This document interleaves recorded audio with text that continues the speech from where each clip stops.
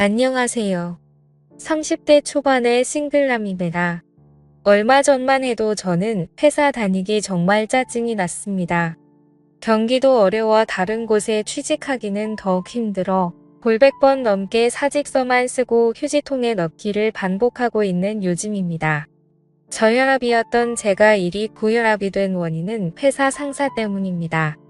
여기서 직급을 차마 까갈릴 수가 없어 이렇게 상사라는 표현으로 대체하는 것을 너그러이 이해해 주시기 바랍니다. 상사가 짜증나는 이유는 대략 이렇습니다. 고깃집에 가면 아랫사람에게 고기는 시켜주지 않고 후식으로 나오는 냉면만 시킵니다. 물냉면이든 비빔냉면이든 그건 개인의 자유입니다. 가격만 6,000원을 넘기지 않으면 됩니다. 상사에겐 그게 가장 중요합니다. 심지어 회식 자리에 흔하다는 술도 없습니다. 그러니 회식 막바지엔 냉면 그릇을 들고 모두가 건배를 외칩니다. 이를 보는 식당 직원들은 제 회사 사람들만 한심스럽다는 눈으로 쳐다봅니다. 그래서 저는 회식할 때마다 그런 회식 자리와 상사가 쪽팔립니다. 그래서 회식에 참여하기도 싫습니다. 상사는 오낙잔돌이라 10만 원이 넘어가게끔 회식 비용을 사용하지 않습니다. 그렇게 근검절약해서 사용하고 남은 금액은 자신의 개인 비용으로 사용을 하죠. 그 개인 비용이 어디냐면 자신이 바람 피우며 현재 만나고 있는 내연녀입니다. 내연녀와 마트에서 장보기 내연녀의 생활비 내연녀와의 데이트 비용으로 사용하는 것입니다. 또 늦은 새벽 문자를 보내 그날 있었던 일에 대한 트집을 잡습니다.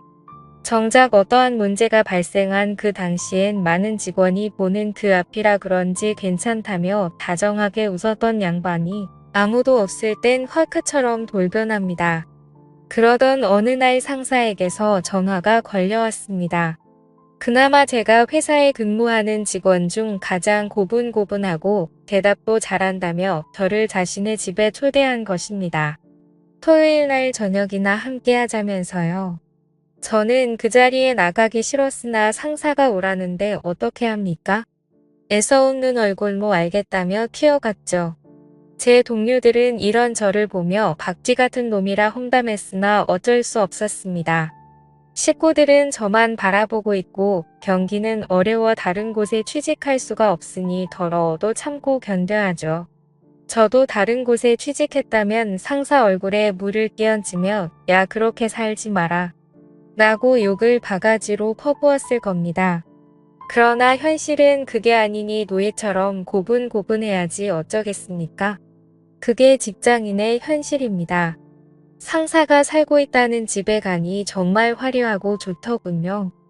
상사의 사모님께서도 저를 밝게 웃는 얼굴로 환영해 주셨습니다.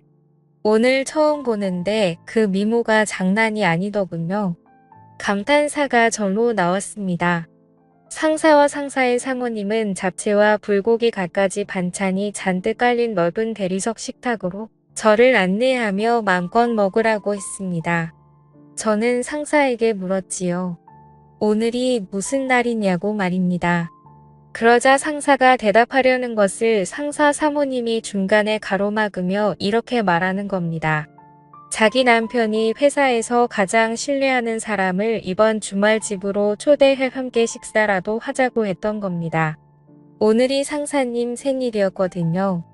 저는 이렇게 내조를 잘해주는 사모님이 있어 상사가 내심 부러웠습니다. 그런데 상사와 상사 사모님이 둘러앉아 식사하는데 상사님의 스마트폰이 자꾸 울리는 겁니다. 상사는 식은 땀만 흘리고 있었죠. 순간 저는 직감했습니다. 상사가 만나고 있는 내연녀의 전화구나라고요. 상사는 한두 번 울리고 말 것이라던 자신의 스마트폰이 계속 울리자 연락을 받지 않았습니다. 받기가 난처했겠지요. 그런데 사모님이 이를 수상하게 여겨 전화를 걸어보라고 하자 상사는 매우 난감해 하더군요. 저는 그 틈을 이용해 잽싸게 사모님께 말했습니다. 지금 전화하신 분은 본부장님이시고 아마도 며칠 전 있었던 타 업체와의 계약 문제로 부장님을 찾는 것이라고 말했습니다. 미워도 제 상사이니 편을 들어줘야지 어쩌겠습니까? 사모님은 제 말을 신뢰하며 자신의 남편을 회사로 보냈습니다. 상사가 이곳을 급히 나서며 사모님 모르게 제게 윙크하네요. 처음으로 상사에게 칭찬이란 걸 받았습니다. 사모님 땐 죄스러웠지만요. 그렇게 상사가 떠나고 상사의 집엔 상사의 사모님과 저 이렇게 둘만 남아 있었습니다. 그렇게 우리는 여러 이야기를 나누며 식사를 마쳤고 저는 남의 집에 오래 머문다면 실례라고 생각했기에 그만 일어서려고 했습니다. 그러자 사모님이 제게 할 말이 있다면서 저를 다짜고짜 거실 소파에 앉히는 겁니다. 잠시 후 사모님이 다과상을 차려왔고 저는 사모님과 진지한 이야기를 나누었습니다. 사모님은 자신의 남편이 바람을 피우고 있다는 것을 이미 알고 계셨습니다. 둔한 상사만 이를 몰랐던 것이었죠. 사모님께서는 남편이 가장 신뢰가 많은 회사 아랫사람 중 한 명을 이곳으로 부른 이유는 남편의 바람 유무를 직접 물어보고 남편의 내연녀에게 전화가 오는 것을 알면서도 간을 본 이유도 이 때문이고요. 사모님의 머리가 비상하다는 것은 이때 알았습니다. 남편이 나쁜 놈이라는 것은 알고 있었으나 그런 사람이 신뢰하는 사람이라면 거짓말은 하지 않을 거라 확신해서랍니다. 그러니 저를 보며 이렇게 추궁했습니다. 지금 전부 다 알고 있습니다. 남편이 내연녀에게 전화가 오는 것을 지금 제 남편이 만나러 가는 사람은 회사 본부장이 아니고 그의 내연녀 맞죠? 라고 말입니다. 알고 있었지만 확실하게 알고 싶었나 봅니다. 저는 잠시 고민하다 사모님 얼굴을 보며 고개만 끄덕였습니다. 사모님은 제 손을 붙잡고선 거짓말하지 않고 솔직하게 얘기해줘서 고맙다고 하더군요. 그런데 사모님이 손을 붙잡는데 저도 모르게 갑자기 이상한 기분이 들더라고요. 예상 밖의 일이었습니다. 저는 잽싸게 사모님 손을 빼내고선 이러지 말라고 했습니다. 사모님은 의아스러운 표정으로 얼굴이 붉어진 채 어쩌지 못하는 저만 보더니 그때서야 이유를 알았는지 민망해 하셨습니다. 그렇게 서먹했을 때 상사에게서 문자가 왔습니다. 지금 나왔지? 전화할 수 있나? 라고 말입니다. 이를 보던 사모님은 이미 밖에 나왔고 집안에 사모님 혼자 계실 거라며 저는 집으로 가는 중이라고 둘러대라고 하셨습니다. 저는 상사에게 전화를 걸어 사모님이 시키는 대로 했습니다. 상사는 오늘 잘했다며 내일은 주말이니 푹 쉬고 월요일 날 회사에서 보자며 저와의 통화를 마쳤습니다. 그리고 사모님 폰으로 상사로부터 전화가 걸려왔습니다. 사모님에게 전화를 건 상사는 회사에 급한 일이 있어 오늘은 못 들어올 것 같다고 했죠. 사모님은 모든 것을 다 알면서도 아 그래? 라며 모른 척 수긍했습니다. 저와 사모님께 전화하며 불러대기 바쁜 상사만 보니 참 부지런하다는 생각이 들었습니다.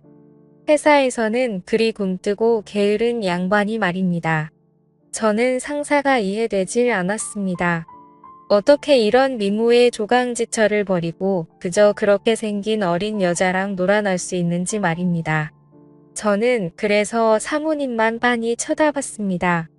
나이에 맞지 않게 어려 보이는 얼굴과 젊은 사람도 울고 갈 몸매는 어떻고 전체적으로 느껴지는 원숭미가 예술이었습니다. 상사와의 전화를 끝마친 사모님은 결국 제 앞에서 눈물만 터뜨리셨고 사모님은 제 앞에서 이런 추태를 보여 미안하다며 그만 가보라고 하셨습니다.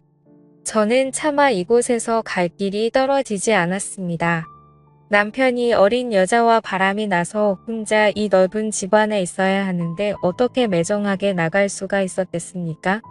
저는 그런 사모님의 처지가 딱하게 여겨졌습니다. 게다가 사모님에겐 자식도 없었습니다. 상사와 사모님은 아이를 가질 수 없는 몸이었지요. 두 분 다 불임이었나 봅니다. 자세한 건 모르겠지만요. 사모님은 괜찮다며 어서 가보라는 말만 했습니다. 저는 그렇게 무거운 발걸음을 일으켜 현관으로 이동했습니다.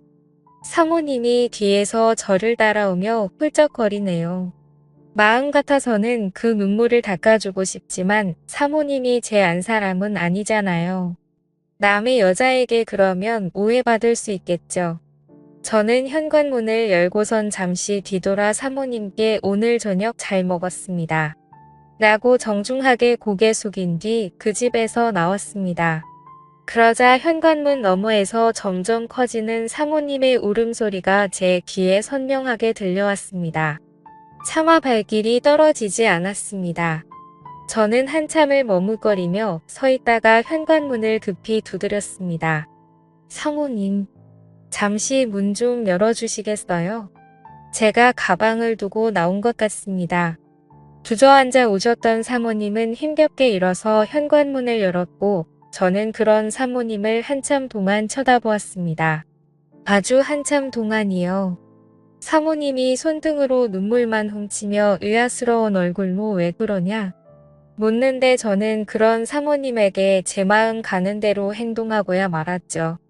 제가 왜 그랬는지 저도 잘 모르겠습니다. 사모님은 황당해하더니 제 뺨을 때렸죠. 그런데 뺨을 때리는 강도가 세질 않아서 그때 알았습니다. 아, 이 여자도 나를 원하고 있구나. 또 뭔가를 갈망하는 사모님의 눈빛도 저에게 확실하게 느꼈습니다. 그렇게 그날 저는 사모님과 누가 먼저라고 할 것도 없이 실수를 저지르고 말았던 거죠. 저도 그날은 상사와 마찬가지로 제 집에 들어가지 않았습니다. 다음 날 상사가 자신의 사무실로 저를 불렀습니다. 그리고서 저를 칭찬해 주었지요. 그 후로 저는 회사에서 상사에게 칭찬받으며 아주 편하게 일하고 있습니다. 그리고 상사가 집을 비울 때마다 사모님과 연인이 된 것처럼 즐거운 시간을 함께 보내며 사랑을 키워나가고 있네요. 알고 있습니다. 이러면 안 된다는 사실을 말입니다. 그래서 친구들에게 이를 하소연했습니다. 그런데 친구들 반응이 이외입니다. 남자라서 그런가 적잖게 공감하더군요. 걸리면 불륜이고 잘 넘어가면 사랑이라면서요. 저는 친구들 앞에서 마구 화를 쏟아내며 이런 나를 뜯어말려야 하는 거 아니냐고 따졌습니다. 친구들은 저를 이상하게 쳐다보며 그게 뭐가 나쁘냐고 말하네요.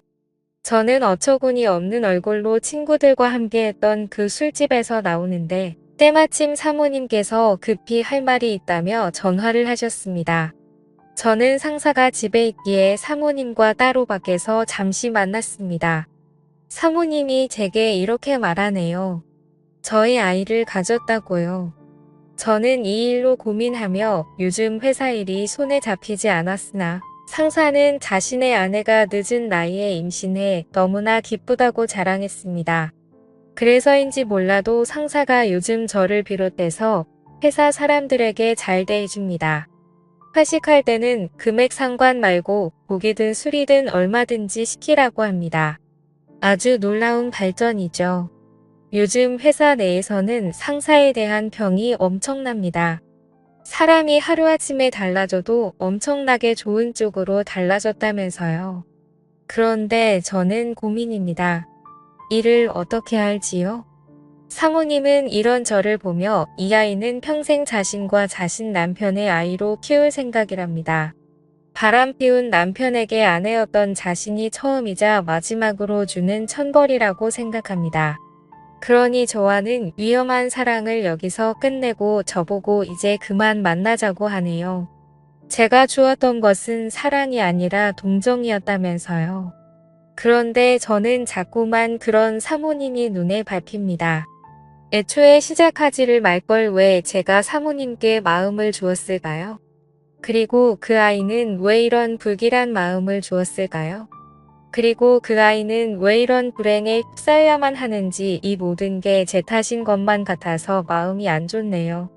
제가 어떻게 하는 게 좋을지 현명한 조언 댓글로 부탁드립니다. 지금까지 제 사연을 들어주셔서 감사드립니다. 구독과 좋아요 부탁드려요. 감사합니다.